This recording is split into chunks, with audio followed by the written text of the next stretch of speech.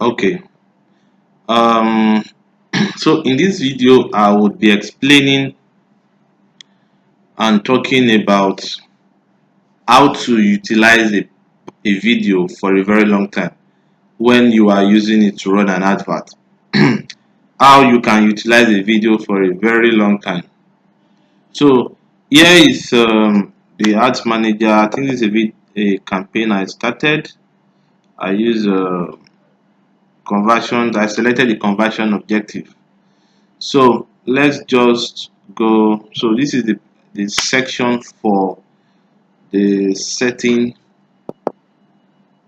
This section for the setting. So I'm not going to touch anywhere here. I'm only going to go straight to this point. Let me go straight to the point and talk about what I need to talk about. So okay. So let's say I want to upload a video. Let me upload. Okay. Let me upload a video. Sorry, I need to pause this first. All right, we are back. Um, so this is a video of a security product that I helped someone promote some months back. So let's say I've used this video for a particular time and it's not performing as much as I want again. What do I do? What do I do? So one thing you need to know that for every video you upload on Facebook, there is a thumbnail attached to it.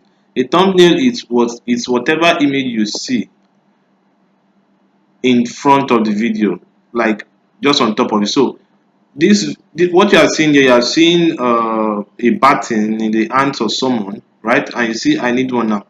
This is a thumbnail because if I start playing this video, you can see it start moving. So what you saw initially is a thumbnail. So now different thumbnails show to different audiences. They do not perform the same way. So if I want to, if I have a video that has worked and stopped working, and I kind of want to use it again, what I'll do is that I am going to change the thumbnail. So the moment I change the thumbnail, it means the video will be seen by new sets of people. So basically, I come to edit media and I click on edit video.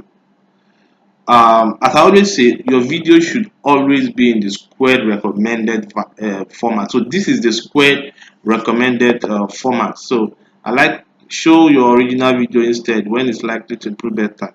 I always like switching it up. So in cases like this, so this is just a normal way of I should be able to save. Okay, except it's actual. Okay, it's in the square format already. So this video is in the square format already. So we'll go to thumbnail and we click on manual. We click on manual and I can decide to use this particular thumbnail. So the moment I do this, what happens is that it changes. What happens is that change is meant to change. Sorry, let me refresh this page.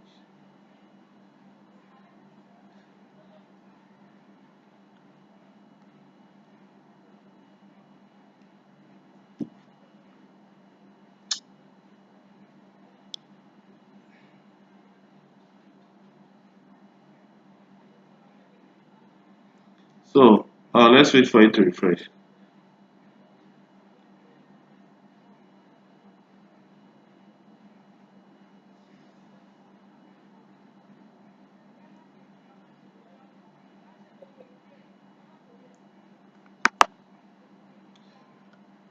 Okay, so you can see it's another thumbnail entirely that's there.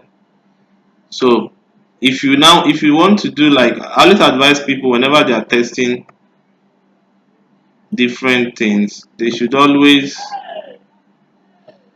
um, test with at least 3 to 4 variables or even 5 variables. So I can decide to say, okay, I want to test with something like this. Now, these are thumbnails that Facebook generates for you. It doesn't mean if you want to add your own particular thumbnail, you won't. Of course, you can add your own particular thumbnail. You go come to upload and you select whatever you want to use. You cannot decide to upload from your gallery or whatsoever. But normally, Facebook will create thumbnails for you based on the video you uploaded. So in this case, they created, I think, about 11 thumbnails. So I can decide to just choose this and click on save. You get the point. So it's just like that. It's just like that. This way, when you now test about 4 or 5 of this same video with different thumbnails that Facebook has generated for you, you will see that you start getting some that will start performing. So that's how it was. So this is how you can preserve a video and use it for the long term. This is how you can preserve a video and use it for the long term. You get the point now. So what else can I still discuss around this area? As I said before, your video always have to be in the squared format. So that's all about how to use a video for a very long time. It's very simple. You do so by changing the thumbnails. And I would never advise you, whenever you are testing a particular video, that you test it with a whole lot of different audiences. If you've been following me before, you would see where I talk on the fact that audience where I talked on the fact that audience targeting is not really that important in your campaign. So because I see a lot of people using the same videos, testing it across different audiences. Now the question is this: what if the video you are using is not a performing one? What if the video thumbnail, the thumbnail that you use along that video, what if it's not a good one? It means you are just using the wrong video, the wrong thumbnail, the wrong creative, spreading it across different audiences and expecting a miracle to happen. Even if you want to test a particular creative with different audiences, you have to be sure that this creative has performed before. Then you cannot say, oh, you want to test it amongst different audiences. But a particular creative that has not been proven to be effective cannot be tested against different audiences. You get the point? So if you want to test different audiences, have a particular creative that has performed, right? Don't just pick up any creative and use it on different audiences, because your creatives are way more important than your audience targeting. That is just the truth. Your creatives are way more important than your audience targeting. So this aspect is very important.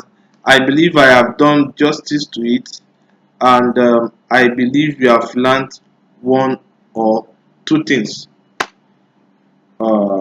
Cheers.